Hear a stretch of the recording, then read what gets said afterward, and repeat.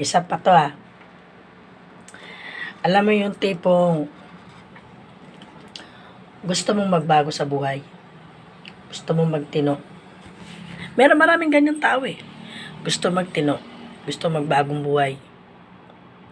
Pero, sa tuwing nag-decide kang magbago, maraming hadlang. Maraming mga taong pilit kang dinidiin para lang magkasala ka. Alam mo yung tipo na, ito na yun ito na yung tamang panahon para magbago ako. Pero may gagamitin pang tao si Demon para lang yung uminit ang ulo mo. Gagamitin niya yung mga taong mahal mo. Yung mga taong malapit sa'yo. Yung mga taong alam mong di ka pwede lumaban pero gagamitin pa ng Demon sa'yo yan. Siyempre, masakit lumaban, di ba? Ano na yung penta? Hirap. Alam niyo, sa totoo lang ganito yan Pag may mga ganyang tao na gustong magbago pero maraming hadlang, matuwa ka. Kasi doon mo mababase ang pagmamahal mo sa Diyos kung talagang totoo. Kasi pinahindulutan din naman ng Diyos yan na magsubukin ka ng demonyo, mga basta wag mo lang sakta ng anak ko, gagano ng Diyos yan. Ngayon, pinahindulutan ng Diyos yan. Kasi para mapatunayan kung gaano mo siya kamahal. Alam niyo ba yun? Ang tao kasi, tayo kasi mga tao, binigyan tayo ng karunungan, talino ng Diyos. Pinagkaloob na sa atin lahat. Sa lahat ng nilikha niya dito sa mundo, tayo yung mapalad. Ang tao, binigyan tayo ng talino, kaalaman, diskarte. Lahat ng diskarte, kaalaman sa mundong to, pinagkaloob niya sa atin. Lahat. Walang hindi pinagkaloob sa atin. Lahat ng mga bagay dito sa mundo, pinagkaloob niya sa atin. Maliban lang yung alamin natin yung sitwasyon niya sa langit. Hindi niya pinagkaloob yun. Kasi kung ipagkaloob niya yun, maraming tao magtatangkang agawin ang trono niya o magmamataas sa kanya o tipong alamin. Alam niyo ba yung mga scientists? Yung mga scientists, alam niyo, di ba? Doon pala obserbahan niyo. Ang mga scientists lahat ginagawa kahit yung mundo gusto nilang alamin. Alam mo yung kalawakan, inalam nila yun. Lahat ng ginawa nila para lang malaman, para masabi sa sarili nila na matalino sila, magaling sila. Yun ang reason ni God kung bakit hindi niya pinahindulot na alamin yung sitwasyon niya sa langit. Kasi ganun tayo mga tao Binigyan na, kasi nasa atin ng alam na natin tama't mali, di ba? Parang si Iba't Adan nun. Ang sabi kasi ng Diyos nun, wag niyo kainin ang prutas na yan kasi pag oras na kinain niyo yan, di ba? Magkakasala sila. Ngayon, itong ahas, ginamit ng demonyo, traidor. Kainin nyo kasi malalaman nyo yung katotohanan. Siyempre, interesado naman si iba, kinain, dinamay pa si Adan. Nalaman nga yung katotohanan. Nalaman yung katotohanan, ito, nagkasala tuloy tayo, nahirapan, o na, di ba? Kasi ang gusto kasi iparating ng Diyos nung time na yun, para mamuhay tayo ng masaya, tahimik, alam mo yung malaya. Kasi tayo yung nilikha ng Diyos na nagigiliwan siya, natutuwa siya sa atin. Pero dahil nagpadala tayo sa dintal ng demon, kaya yun ang nangyari, tuloy-tuloy hanggang ngayon. Yung si demon kasi, ang kwento kasi niyan, isang anghel yan. Isang anghel yan na sutil or swail sa langit. Lahat ng anghel kasi sa langit, merong kapangyarihan yan Kwento-kwento tayo Yung mga gustong mag-bash dyan, sige, mag-bash kayo. Bahala kayo dyan, mga basher kayo. Basta kung makinig kayo, bahala kayo. Para ito kwento Ang demon kasi, ang ni demon, isa yan siyang anghel. Anghel sa langit na pinagkalooban din ng kapangyarihan ng Diyos para proteksyonan yung mga nakapaligid, surrounding ng paraiso. Yun, mga ganun.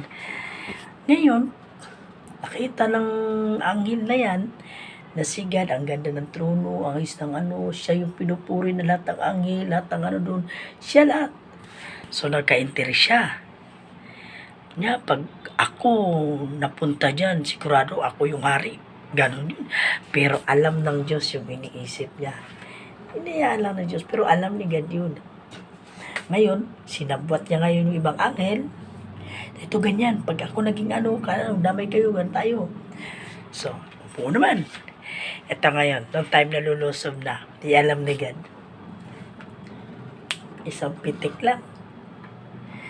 Pinarusahan agad yung anghel. Yung impyerno, ginawa yung impyerno na yan, hindi para sa ating mga tao. Ginawa yung impyerno na yan para sa mga anghel na swail. Yan yung mga demonyo, mga sinungaling, lahat na kasamaan na sa kanila na. Kasi mga ano sila, mga inggitiro, lahat. Ginawa yan para sa mga swail. Ngayon, pagdating ng mga demonyo dito sa impyerno, sabi ng demonyo, yung hari-hari na, yung pinakademon, sabi, hindi ako nakapaghari sa langit. Dito sa lupa, maghahari ako. Ngayon, sabi ni God, lahat na tayo naman, mayroong pinagkaloob na lahat sa atin may isip, may tamang pag-iisip na tayo lahat. Alam natin ang tama at mali. Pinagkaloob sa atin ng Diyos yun. Ngayon, nasa sa atin kung saan natin gamitin, kung maninindigan tayo o hindi. Di ba? May mga taong ginamit si God. Sabi ni God, may papadala ako diyang mga propeta na mga ngaral sa inyo.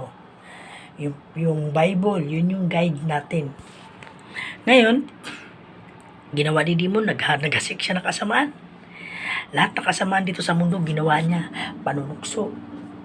Lahat ng inganyo na pera. Katulad yan, may isang tao, palagay natin, may isang tao, gusto kong yumaman. Alam mo ba yung magsasalita ka mag-isa? Kunwari, problemado ka. Pag ikaw problemado, mag-ingat tayo sa bibig natin, ha? Hindi po ikaw lang mag-isa, tapos problemado ka, umiiyak ka. Gusto ko magkapera. Sobrang sama nila. Yayaman din ako pagdating ng panahon. Ganun, di ba? Tandaan nyo yan. Sino makarelate yan? Dati kayong ganyan. Tandaan nyo yan. Yung mga hindi nagpahirap sa akin, yung nanakit sa akin, hindi kayo makakalapit. Tandaan nyo, pag yumaman ako, lahat ng tiyaga, ginawa mo. Ngayon, nakikinig sa'yo si Demon. Gusto mo palang yumaman. Sige. May patanong ako sa'yo. Ngayon, nakinig Demon. Narinig niya yung mga hiling mo na may kasamang galit at put. Ngayon, pinainan ka ni Demon. Ito, opportunity. Anong gagawin? Kailangan mo lang ipasa to, ganyan. Kasos, pagpasa mo na yun, kailangan mo ka mag-ingay, ha? Ilusot natin to. Pag nalusot mo, milyon yan. So, isang way ni Demon yan. Yumaman ka bigla. Maliban sa yumaman, nagsikat ka pa. Hanggang sa sumikat ka, yumaman ka. Yung mga dating nag-ano sa'yo, minalupitan mo, hindi mo na pinapansin, baliwala. Hulog ka sa pain ng Demon. Sabi ni Demon, ayun, tapos hulog ka na. Kukunin na kita. Patay ka na. Nung time na namatay ka na, basta kasalanan ka, hindi ka na pagbago. Parang si Michael Jackson nun. Ganun tayo mga tao. Nakakatawa man o hindi, pero yun ang katotohanan. Tayo kasi mga tao, makasalanan tayo eh. Marami tayo. Kasi alam nyo, masarap ang bawal. Sobrang sarap talaga ng bawal, sobra.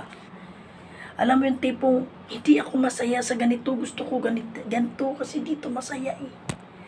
Masarap ang bawal, pero dulo nung kamatayan ng habang buhay na walang hanggan. Totoo yun. Kasi, sa panahon kasi natin ngayon, pag boring ka kasama, corny ka, nakakatawa ka, parang kang baliw. Gaganunin ka. Ngayon, lalayuan ka ng mga kaibigan mo, lalayuan ka ng mga taong sosyal kasi parang tong taong to, hindi na nakakatuwa. Sabi nagbago, parang ako lang, di ba? Sabi nagbago, tapos makasalanan naman, marumi. Lagi niyong tandaan, ang Diyos bumaba para sa mga makasalanan, hindi sa mga malilinis. Tandaan niyo ha, si Magdalena, sa Bible yun, makasalanan, marumi yun, mga lunya yun. Si Pedro, mamamatay tao yun doon sa Bible. Sa dami ng pinatay niya. Pero, binago siya ng Diyos. Tandaan nyo yan. Kaya, ikaw, na tulad ko makasalanan marumi, magbago tayo. Huwag nating intindihin yung pagtawanan nila tayo. Hayaan natin sila. Lahat ng bagay may hangganan. Tandaan mo yan. Minsan may isipin natin, katulad ko, wala naman sa isip ko na ganito, yung magpapakahiya ako sa media. Oo, yung ganito, magharap ako sa inyo, magkwento. Alam mo, dito sa Facebook, hindi ko nga sure kung kikita ako o hindi. Alala ko ng hala, yung application ko dito, hindi pa fully. So, I don't care na. Ganito ito yung naging ko na parang ang lakas ng loob ko, bigla lang ako magsalita. Nung time na nag-decide ako, gusto ko na magbalik loob kay God. Starting prayers muna kasi siyempre, mahirap naman basta biglaan, di ba? Pero alam nyo, laban tayo. Sa dami ng mga sign ngayon sa mundo, mga sakuna, paalala sa atin ni God yan. Huwag tayo magmatigas. Buhay natin nakasalay, kaluluwa natin nakasalalay, dapat maging handa tayo. Alam nyo ba, sa totoo lang pag tayo mismo, ikaw, kunwari ikaw, ako, di ba? Makasalanan, marumi. Nagbago tayo. Sa pagbabago natin, mga taong mahal natin, nadadamay unti-unti sa kaligtasan. Alam nyo ba yon? Kunwari ikaw, nanonood, makasalanan, marumi ka. Pero yung mga mahal mo, ayaw magbago. Pero dahil sa pagbabago mo, unti-unti silang magbabago. Unti-unti rin silang maliligtas hanggang sa mapagaya mo. Kasi may ebidensya sila sa iyo Unti-unti ipapahindulot ng Diyos kung bakit pinahindulot na ganito ang sitwasyon sa iyo. Dahil isa ka sa gagamitin ng Diyos. Gagamitin ka ni God para maging shining sa pamilya mo. Gagamitin ka ng Diyos para iparating sa ibang tao kung gaano katotoo, kabuti ang Diyos sa buhay mo. Kaya huwag mong ikahiya. Huwag ka magtawa. Kasi hindi yan biro. Sasabihin mo, hindi tunay ang Diyos. Ikaw, ako, galing tayo sa Diyos. Tandaan natin yan. Hindi tayo makapagsalita, makakain, whatever na gawin natin kung hindi tayo galing sa Diyos, Huwag kayo magsimwala dyan sa mga salita ng mga scientist na galing ang tao sa unggoy. Alam mo, hindi totoo yun. Ano yung unggoy? Kaya gumawa ng bagyo? Kaya gumawa ng kidlat? Ulan? Kamangmangan? Mindset ba? Mindset. Kaya maniwala sa ganyan. Nilikha tayo dito ng Diyos. Sa Diyos tayo magkaroon ng takot. Magkaroon tayo ng takot at respeto at pagmamahal sa Diyos. Tandaan nyo yan. Marumit makasalanan.